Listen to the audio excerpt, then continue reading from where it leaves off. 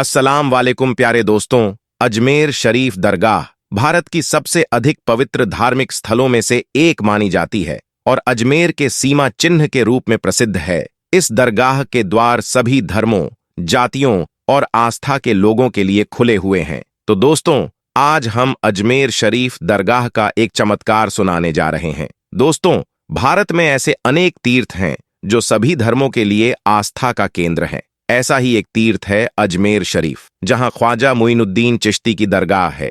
लोग यहां अत्यंत श्रद्धा के साथ मन्नत मांगने आते हैं और मुराद पूरी होने पर ख्वाजा साहिब का शुक्राना अदा करने आते हैं। अरावली की पहाड़ियों से घिरा अजमेर बहुत ही खूबसूरत जगह है। कहा जाता है कि मुगल बादशाह अकबर आगरा से 437 किलोमीटर पैदल ही चलकर ख्वाजा मोइनुद्दीन चिश्ती की दरगाह पुत्र प्राप्ति की कामना लिए आया था। हजरत मोइनुद्दीन चिश्ती अजमेरी, जिन्हें ख्वाजा गरीब नवाज के नाम से भी जाना जाता है, ख्वाजा मोइनुद्दीन चिश्ती इस्लाम धर्म के एक ऐसे महान सूफी संत रहे हैं जिन्होंने इस्लाम के सुखते दरख्त को फिर से हरा भरा किया, जो गरीबों के मसीहा थे। खुद भूखे रहकर दूसरों को खाना खिलाते थे, जो दीन दुखियों के दुखों को दूर करते थे, जो पाप को पुण्य में बदल देते थे। वो अल्लाह के सच्चे बंदे थे। अल्लाह ने उन्हें रूहानी व गब्बी ताकतें बख्शी थी, जिनके मानने वालों की एक विशाल संख्या, जिनको इस्लाम धर्म के लोग ही नहीं, हिंदू, सिख आदि अन्य सभी धर्मों के लोग मानते हैं। जिनके मानने वालों में राजा से लेकर रंक नेता से लेकर अभिनेता तक है, जो ख्वाजा गरीब नवाज की जियारत के लिए हमेशा लयलित रहते हैं। जिनकी दरगाह आज भी हिंदुस्तान की सरजमी को रोशन कर रही है। हजरत मोइनुद्दीन चिश्ती के वालिद का नाम हजरत ख्वाजा ग्यासुद्दीन था और वालिदा का नाम बीबी उम्मुल वरा था। कहा जाता है कि ख्वाजा के माता पिता का खानदानी नसबनामा हजरत अली के से जाकर मिलता है, जिससे यह साबित होता है कि ख्वाजा गरीब नवाज हजरत अली की नस्ल में से थे। हालांकि कुछ विद्वान लोगों का मत है कि ख्वाजा की वालिदा का नाम महानूर खासुल मलिका था, जो दाऊद बिन अब्दुल्लाह अल हम्बली की बेटी थी। राजस्थान राज्य के अजमेर में स्थित ख्वाजा मोइनुद्दीन चिश्ती की दरगाह भारत के प्रमुख तीर्थ स्थलों में से एक है। यह दरगाह पिंक सिटी जयपुर से करीब 135 किलोमीटर दूर, चारों तरफ अरावली की पहाड़ियों से घिरे अजमेर शहर में स्थित है। अजमेर शरीफ की दरगाह के नाम से यह पूरे देश में प्रसिद्ध है। इस दरगाह से सभी धर्मों के लोगों की आस्था जुड़ी हुई है। इसे सर्वधर्म सद्भाव की अद्भुत मिसाल भी माना जाता है। ख्वाजा साहब की दरगाह में हर मजहब के लोग अपना मत्था टेकने आते हैं। ऐसी मान्यता है कि जो भी ख्वाजा के दर पर आता है, कभी भी खाली हाथ नहीं लौटता है। यहाँ आने वाले हर भक्त की मुराद पूरी होती है। दोस्तों, गरीब नवाज की करामत ने हजारों हिंदुओं की जिंदगी बदल दी। कुदरत का यह करिश्मा अजमेर शरीफ की दरगाह में पेश आया।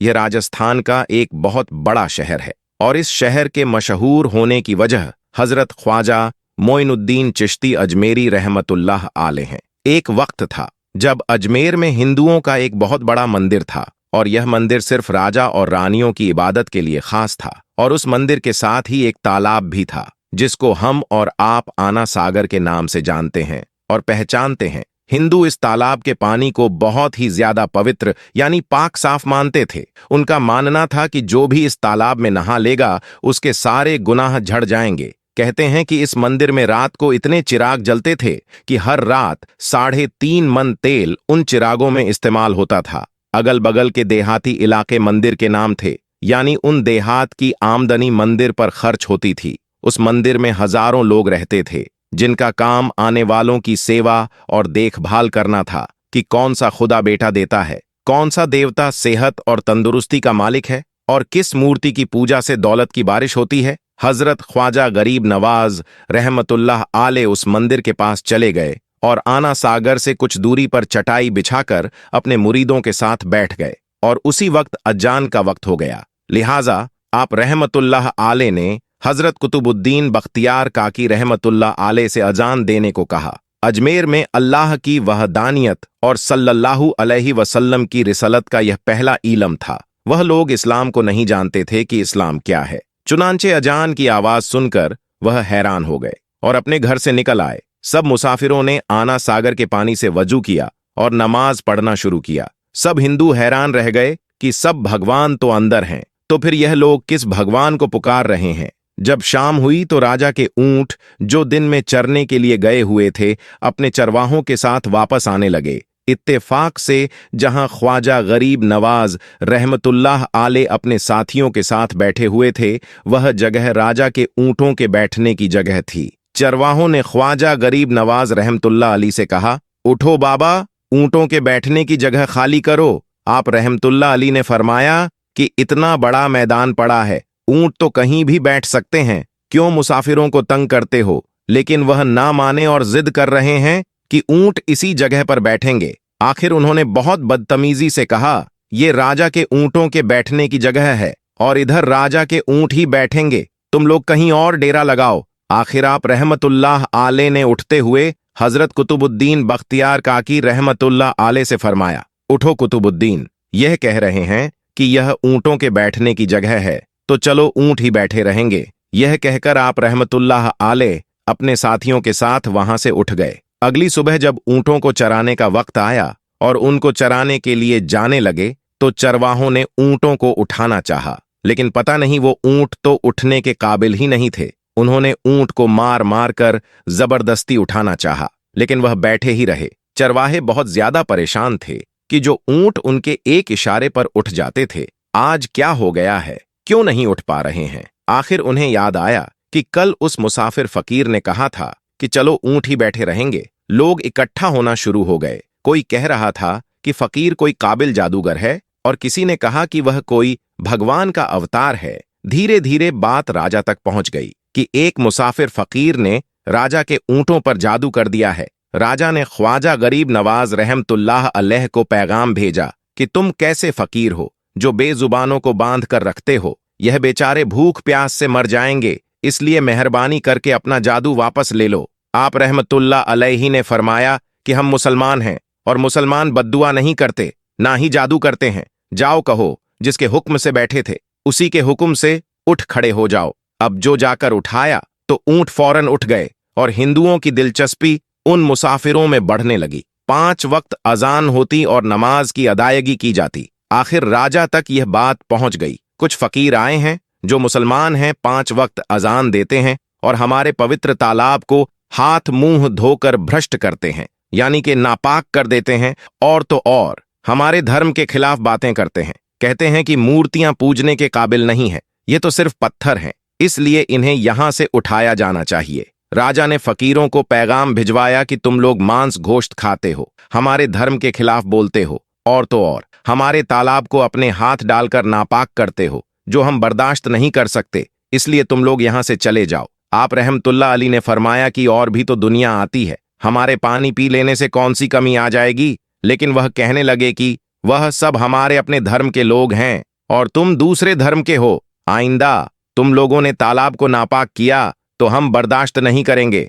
आप रहमतुल्लाह अलैह ने हजरत कुतुबुद्दीन बख्तियार काकी रहमतुल्लाह अली से फरमाया, कुतुबुद्दीन, शायद यह लोग हमारे पानी पी लेने पर कोई लड़ाई झगड़ा करेंगे। जाओ एक मशकिजा पानी ले आओ ताकि जरूरत के वक्त कुछ तो पानी मौजूद हो। लिहाजा हजरत कुतुबुद्दीन बख्तियार काकी रहमतुल्लाह आले ने उनसे फरमाया कि चलो हम मशकिजा भर लेते हैं। वह इस शर्त पर मान गए कि तुम्हारा जिस्म पानी से छूना नहीं चाहिए। हजरत कुतुबुद्दीन बख्तियार काकी रहमतुल्लाह आले तालाब की सीढ़ियों पर जाकर बैठे और मशकिजा पानी में डुबो दिया। जब वह भर गया तो हजरत कुतुबुद्दीन बख्तियार काकी रहमतुल्लाह आले ने वह मशकिजा ऊपर खींचा, लेकिन जैसे ही मशकिजा पानी से बाहर निकाला, आना सागर का पानी सूख चुका था। ऐसा लग रहा था कि आना सागर का सारा पानी मशकिजा में बंद हो गया था। आना सागर का सूखना था कि पूरे अजमेर में कोहरम मच गया और वह रो रहे थे कि जो हम गुनाहों की गठरियां लाते हैं और आना सागर में गुसल करके उनसे छुटकारा पा लेते हैं,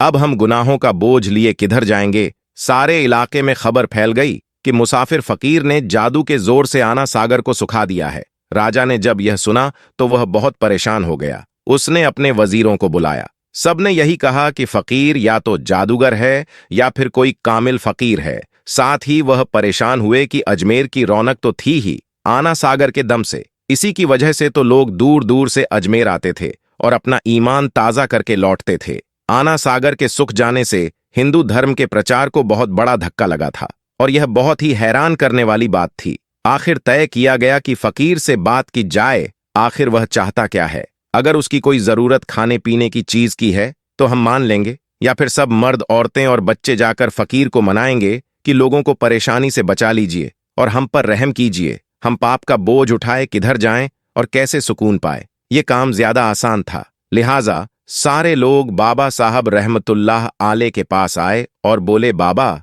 तुम भी वजू कर लिया करना, लेकिन भगवान के वास्ते हमारा आना सागर हमें लौटा दो। आप रहमतुल्लाह आले ने हजरत कुतुबुद्दीन बख्तियार काकी रहमतुल्लाह आले से फरमाया, जाओ हजरत कुतुबुद्दीन मशकिजा वापस तालाब में डाल दो। जैसे ही मशकिजा तालाब में उल्टा गया तो आना सागर किनारों तक उछल आया। उस पानी ने कई दिलों को धो डाला। हिंदू कौम की अपनी तारीखी किताबों में भी हिंदू इतिहासकार इस बात को मानते हैं कि उस शाम 32,000 हिंदू कलमा पढ़कर मुसलमान हुए थे।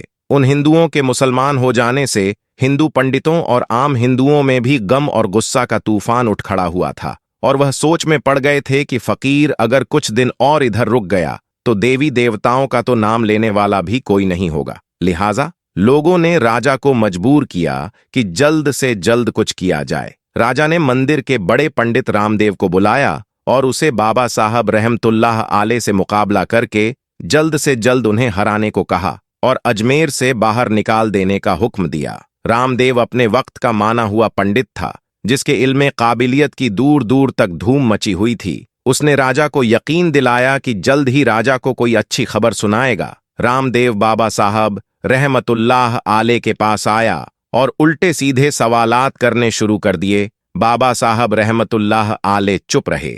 जब रामदेव ने हद से बढ़कर शोर मचाना शुरू किया तो बाबा साहब रहमतुल्लाह आले ने उसकी तरफ आंख उठाई और मुस्कुराकर फरमाया कि रामदेव तू शोर मचा रहा है, पर मैं तेरे माथे पर ईमान का नोट चमकता देख रहा हूं। इस निगाह और इस लहजे में ना जाने क्या जादू था कि रामदेव कदमों में गिर गया और रोते हुए बोला, बाबा जिस धर्म के तुम हो उसी धर्म में मुझे भी शामिल कर लो। सब लोग जो यह सब देख रहे थे देखते ही रह गए, हैरान थे, परेशान थे। ये क्या हुआ? जो खरीदने आया था वह खुद बिक चुका है, जो जीतने आया था वह हार चुका है। पंडित रामदेव खुद ख्वाजा गरीब नवाज रहमतुल्लाह आले के हाथों पर मुसलमान हो चुका था। सुभान अल्लाह दोस्तों, यह अल्लाह वालों की शान होती है। जब वह अल्लाह के हो जाते हैं तो सारी दुनिया उनकी हो जाती है। दोस्तों, आज की इस वीडियो में इतना ही। मुलाकात होगी आपसे एक और नई वीडियो के साथ। वीडियो पसंद आई तो लाइक करें, शेयर करें। तब तक के लिए आप सभी को खुदा हाफिज।